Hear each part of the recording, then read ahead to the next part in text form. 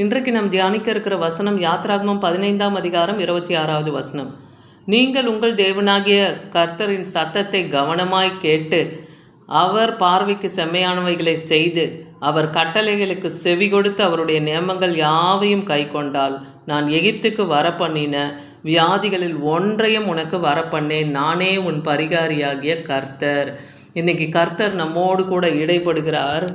அவரே நம் பரிகாரியாகிய கர்த்தர், நம்மை சுகமாக்குகிற தேவன் இல்லையா?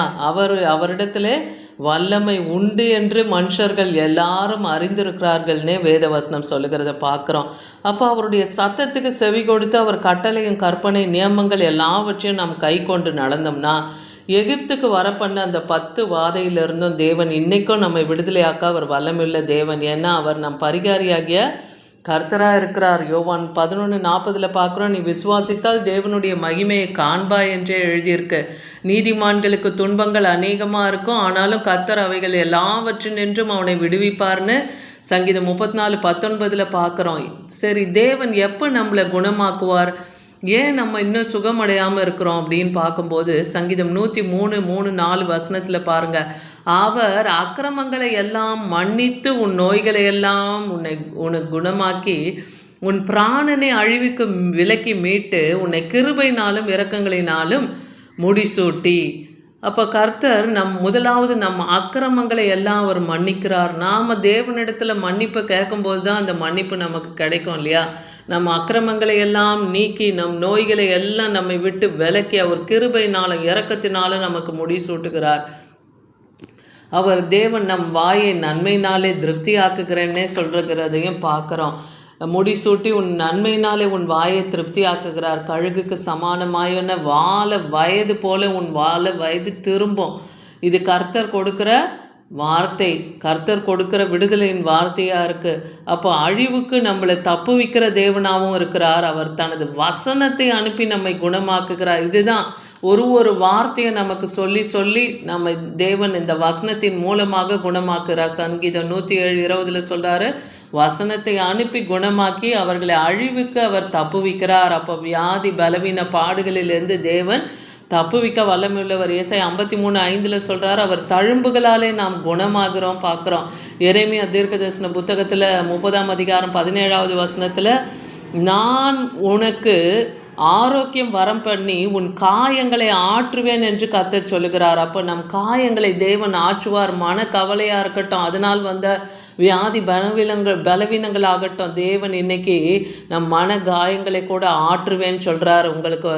உங்களுக்கு ஆரோக்கியத்தை நான் வர பண்ணுவேன்னு சொல்கிறார். அதுக்கு நாம் என்ன செய்யணும்? எரேமியா 33ஆம் அதிகாரம் 3ஆம் வசனம், என்னை நோக்கி கூப்பிடு, நான் உனக்கு உத்தரவு கொடுத்து நீ அறியாதும் உனக்கு எட்டாதுமான பெரிய காரியங்களை அறிவிப்பேன். அப்போ இந்த பலவீனத்திலேருந்து நாம் நீங்கணும்னா தேவனுடைய ஆலோசனையை நம்ம கேட்கணும்ல. அப்போ கர்த்தரை நோக்கி நாம் கூப்பிடும்போது நமக்கு அறியாததும் எட்டாததுமான பெரிய காரியங்களை தேவன் அறிவிப்பேன்னு சொல்கிறாரு.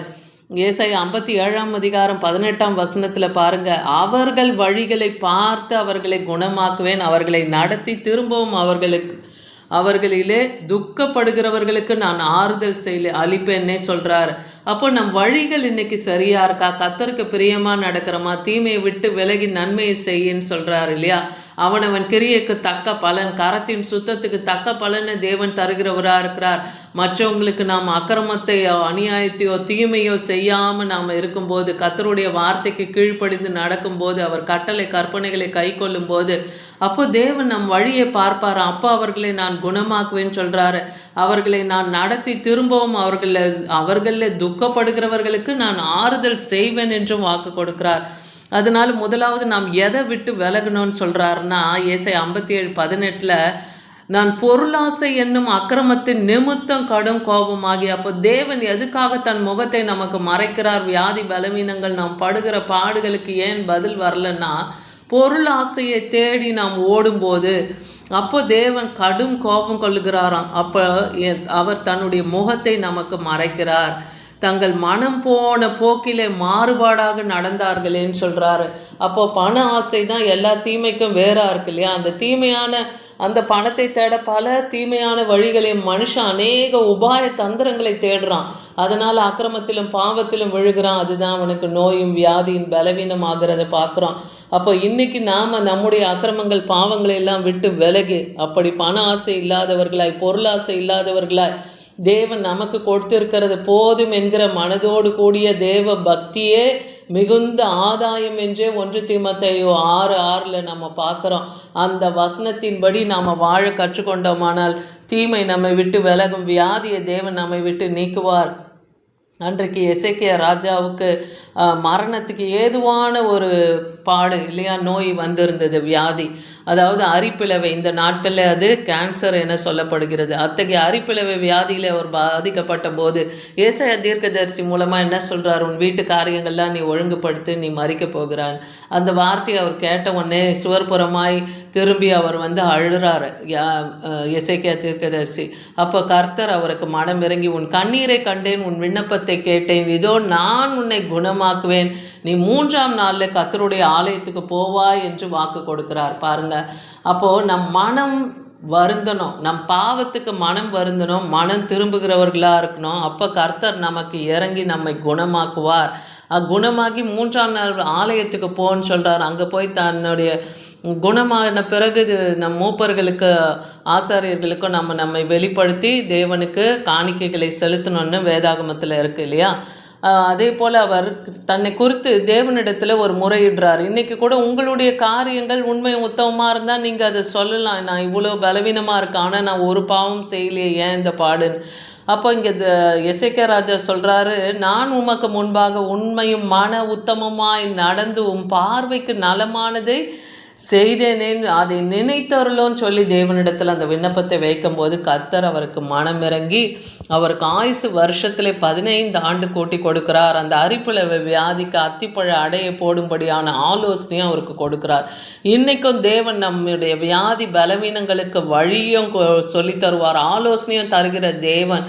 அதனால் நாம் கர்த்தரிடத்தில் மனம் பொருந்தணும், திருந்தணும்.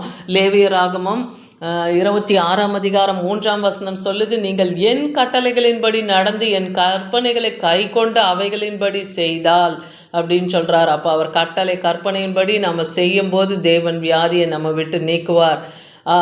அதே போல் நாம் அவர் கட்டளையை வெறுத்தோமானால் நம்முடைய ஆத்மாவு கூட நம்ம நியாயங்களை எல்லாம் அவர் ஆலோசித்து விடுவாராம். என் கற்பனை எல்லாவற்றையும் செய்யாதபடி நீ உடன்படிக்கையை மீறி நடந்தினா நான் உன் கண்களை பூத்து போக பண்ணுகிறதும் இதயத்தை துயரப்படுத்துகிறதுக்கும் திகிலையும் ஈலையும் காய்ச்சலையும் உங்களுக்கு வர பண்ணுவேன்னு சொல்கிறார். நீ விதைக்கிறத விருதாவாக போவும், உன் சத்துருக்கள் அதன் பலனை உண்பார்கள்ன்றார். அப்போ பாருங்கள், நம்ம தேவனுக்கு கீழ்ப்படியாமல் மனம் திரும்பாமல் நம் பாவத்தை அக்கிரமத்தை விட்டு விலகாமல் இருந்தோம்னா தேவன் இப்படிப்பட்ட வாதையினாலே நம்மை வாதிப்பெண்ணே சொல்கிறார். அதனால் நம்முடைய கையின் பிரயாசத்தை போய் சத்துரு ஏன் சாப்பிடணும், நாம் இப்போவே மனம் பொருந்தி தேவனிடத்தில் திரும்புவோமானால் கர்த்தரே நமக்கு பரிகாரியாக இருந்து நமக்கு சுகத்தையும் பலத்தையும் ஆரோக்கியத்தையும் தர அவர் வல்லமுள்ளவர். ஏன்னா மல்கியா 4:2 என் நாமத்துக்கு பயந்திருக்கிற உங்கள் மேல் நீதியின் சூரியன் உதிக்கும், அதன் செட்டையின் கீழே ஆரோக்கியம் இருக்குன்னு சொல்கிறார். அப்போ கர்த்தருடைய நாமத்துக்கு பயந்து நாம் நடப்போமானால் அவர் கற்பனை கட்டளைகள் கீழ்ப்படிந்து தேவனை மாத்திரம் தேடி உலகத்தை வெறுத்து தேவனுக்கு பின்பாக நாம் வருவோமானால் கர்த்தர் நமக்கு நீண்ட ஆயுசை கொடுத்து நல்ல சுகத்தையும் பலத்தையும் ஆரோக்கியத்தையும் தர அவர் வல்லமுள்ளவர். அவர் சட்டையின் கீழ் ஆரோக்கியம் இருக்குன்னா அவர் கரத்தில் நமக்கு ஆரோக்கியம் இருக்குது. அதனால் இன்னைக்கு பரிகாரியாகிய கர்த்தரையே நாம் தேடுவோம். அவர் வார்த்தைக்கு சத்தத்துக்கு செவி கொடுத்து செமையான வழிகளில் நடந்து அவர் கட்டளை கற்பனைகளின்படியெல்லாம் நாம் கேட்டு நடக்கும்போது எகிப்துக்கு வரப்பண்ணின ஒரு வாதையும் நமக்கும் வரப்பண்ண மாட்டார். ஏனென்றால் அவரே நம் பரிகாரியாகிய கர்த்தர். ஆமீன்.